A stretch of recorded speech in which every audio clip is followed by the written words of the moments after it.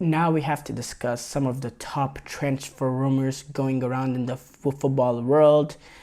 There has been, some rumors regarding some key players. Some clubs like Chelsea are rumored to some strikers coming in. Liverpool, their situation, Jurgen Klopp leaving, opens the door for other guys potentially to leave and all that. So we'll just discuss some of those rumors going around. But I think we have to start off with some of the Saudi clubs eyeing Liverpool's players such as Mohamed Salah and Alisson. Now, interest in Mohamed Salah has not been something that just started recently. There was a $150 million offer from Al Ittihad last summer for the 31-year-old when the transfer market opened. But, that didn't happen. And now Salah is set to enter his final year of contract at Anfield. And, it really comes down to whether or not Salah kind of wants to end, his European career. But also, is Liverpool, does Liverpool look at it with 1 year left of Salah's deal? Is it time for us to cash in on him if that sort of offer comes in again? Now, I still think Salah has had a really, really good season. I don't think he's on the decline. I think even if he doesn't want to stay at Liverpool, he has an opportunity to go in some of these, another elite club in Europe to really continue his legacy that he's built. I mean, he's a brilliant player. He's the best right back in the world, and he's still the best right back in the world, in my opinion, and right winger in the world. So why would he go to Saudi? But, the money talks, the money talks, and the money talks. And, but I don't like him going to Saudi just because he is 31 and he still has a lot to offer, in my opinion. I think seeing him maybe at a club like a Barcelona, maybe going back to Europe, going back to Italy, I just think there's a lot of opportunities out there for him to continue to be a star. And, he wants to continue to push this for the Egyptian national team, take them potentially to World Cup 2026 in the US. He will be 33, 34 at that point.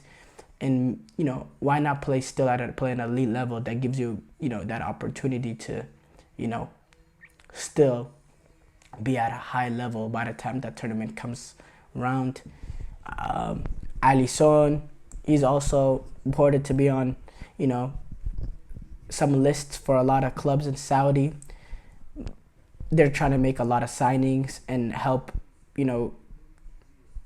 raise the league. That's another one where I say he still has a lot more to give to Europe. He is 31 as well, but he still has 3 more years remaining on his deal. And, I think goalkeepers tend to age a lot, tend to age a lot better than other players. So I really think 31 is not old at all. And for me, I don't see why Alisson would want to do it. And I believe the Salah one, just because of the previous speculation, has a lot more of an opportunity to happen. Reports saying United are interested in Aston Villa striker Ollie Watkins. Look, he's 28. He's a brilliant footballer, and he's had a very, very good season. And he could come in and make an immediate impact at Old Trafford. He is sort of a similar profile to Rasmus Højlund sort of way, but he's a lot more experienced when it comes to the Premier League, and he's had a good season at Villa. Why he doesn't want to leave Villa to go play Manchester United, no Europe football, I don't understand that. I don't think he wants to make that sort of downgrade at this point in time. But it's out there, and I think that would be a good move for United. Soloros. Okay. Not Soloros. Sesko. So Chelsea and Arsenal, they're this is also, by the way, everything here is, transfer rumors by certified sources, but it's still rumors. They want to eye a deal potentially for Benjamin Sesko, the 20-year-old talented striker for Leipzig. I really like him. I really like his profile. He's a brilliant player. He's more of a slimmer center forward, but he has quality. He's a Slovenian. He's going to be at on showcase at the summer at the Euros for Slovenia, which you see these international tournaments. They always give an opportunity for players to really get on the top European radars, and I can see that sort of tournament coming for Benjamin Sesko. If he can have a good Euros, if he can score some goals, kind of like the way Gakpo did at the World Cup for Netherlands, I think that gives that can increase his transfer value. So I think if Arsenal or Chelsea want to make this sort of move for Benjamin Sesko, they should try to do it before the Euros and get it done. So the $65 million value, you could look at it now and say that $65 million value might look a lot better than what it could potentially after the Euros. If you remember, Cody Gakpo's value after the World Cup doubled essentially. So and Manchester United could have had him for very cheap in the summer. They couldn't get it done, and Liverpool got it done in January for a lot of value. Now, if it is Chelsea and Arsenal, coming down trying to get a player, we always know how that ends up. Mikhailo Mudryk. So, but I think Chelsea. I think he'll be a good signing for both clubs. But I think Chelsea, this will work. This will be a good signing for Chelsea, getting a number 9.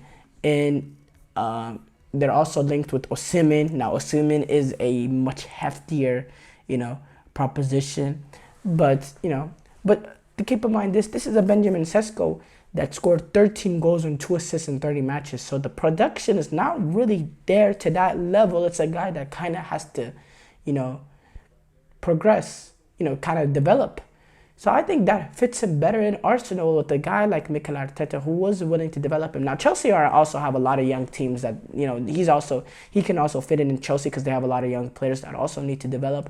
But Chelsea right now are in a position, they still need to bring in some guys in that can help them right away. They have a lot of guys that need to develop. Arsenal, they have a lot of the experienced guys. They have the players that are playing brilliant right now. So they could take a chance on someone. It's an expensive chance, but they can take a chance on someone. So I think he will be a good fit for both teams. And then there's the Bruno Fernandes. Now, Bruno Fernandes, he had a brilliant game today against Newcastle. He's a quality player. Now, there's a lot of things that rub people the wrong way when it comes to his behavior. Not saying he has behavior issues, just regarding the complaining, the whining, the uncaptainish behavior by the captain. But Bruno Fernandes, he's a quality player. He has talent.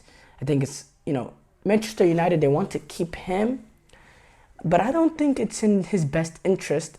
Yeah, maybe he does have, passion for the club, but it's unbelievable. He's 29 years old and he hasn't really reached the levels like that, when it comes to competition, when it comes to trophies. He hasn't really won anything that his caliber of talent has really reached. So I think that should have reached. So I think it's kind of in his best interest.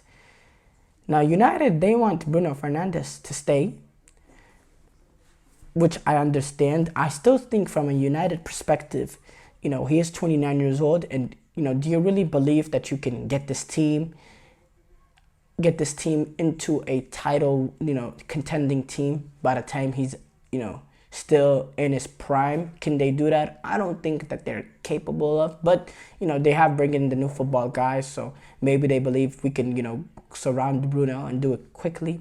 But for Bruno, who's, essentially wasted a lot of his career being at United,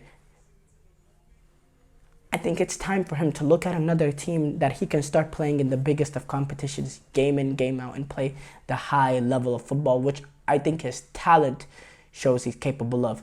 Whether or not he's captain material with his complaining, with his whining, with his behavior, that's a whole different question. And I've been very, very critical on him. But, his talent cannot be denied. He's a brilliant footballer, just in general. He's a maestro of a midfielder. So I think it is in his best interest to really take, move on to a better opportunity for him.